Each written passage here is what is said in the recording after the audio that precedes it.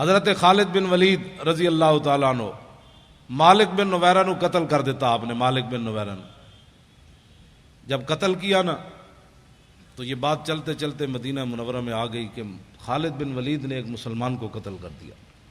اور اتنا دباؤ بڑا کہ صدیق اکبر کو خالد بن ولید کو معاذ جنگ سے واپس بلانا پڑا. اصحاب حل و عقد، ہلو نہیں پڑھنا پیا، بات میری کوئی غلطی پہ کٹو. حل کا معنی اور ہے اور حل کا معنی اور ہے. حل لکم کا معنی اور ہے، حل کا معنی اور ہے. صبح میری آپ کے شاگرد کہیں کہ جی استاد صاحب صرف ساری زندگی پڑھاتے رہے، ان کو یہ بھی نہیں پتا کہ قرآن میں حل ہے. وہ حل اور معنی میں ہے، یہ حل و عقد ہے.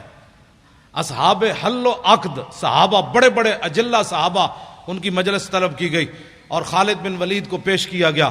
خالد بن ولید جب مسجد نبوی شریف میں داخل ہوئے نا تو حضرت عمر اتنے جلال میں تھے کہ آپ نے ان کی پگڑی سے تیر کھینچ لیے. خون آلود تیر آپ نے لگائے ہوئے تھے، ایسے ایسے لگائے ہوئے تھے سارے. تو حضرت عمر نے جاتے جاتے ان کے سارے تیر اتار لیے. قریب تھا کہ فاروق اعظم حضرت خالد بن ولید پر ہاتھ بھی اٹھا دیتے، لیکن حضرت صدیق اکبر کی جو جلال اور ہیبت تھی نا صحابہ پر، اس کی وجہ سے حضرت عمر بولے نہیں. جا کر بیٹھ گئے اور کہا کہ آپ نے ایک مسلمان کو قتل کر دیا، مالک بن نویرہ کو قتل کر دیا. سنیں، آج لوگوں کو گستاخیاں سمجھ نہیں آتی، فتوے علماء سے پوچھتے ہیں. آپ نے فرمایا کہ نہیں، وہ مسلمان نہیں تھا، وہ تو کافر تھا، میں نے اس کو اس لیے مارا. نے کہا آپ کے پاس کیا دلیل ہے؟ نے کہا کہ جب میں نے اس کو کہا نا کہ تم زکوٰۃ کیوں نہیں دیتے تو اس نے کہا کہ ان صاحبکم قد توفیا. اس نے کہا کہ تمہارے نبی کم، اس نے یہ نہیں کہا کہ ان صاحبنا، اور اس نے کہا ان صاحبکم. جب کہا تو میں سمجھ گیا کہ اس کا رسول صلی اللہ سے کوئی تعلق نہیں. تو صدیق اکبر فرمانے لگے بالکل ٹھیک کیا تو نے جو مارا ہے اس کو.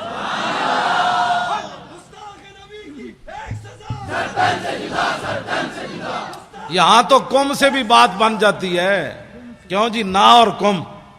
ہاں فرمایا اس نے کم کہا. سیدنا صدیق اکبر نے کہا بالکل ٹھیک، اصحاب حل و عقد نے کہا بالکل ٹھیک، فاروق اعظم نے کہا بالکل ٹھیک، کسی نے بھی نہیں کہا. ایمان یہ ہوتا ہے کہ جب علماء بات کر دے نا اصحاب حل و عقد تو پھر بات بندے کو ماننی چاہیے. بندے کو کل واللہ بھی نہ آتی ہو پھر ناموس رسالت کا مسئلہ پوچھتا پھرے.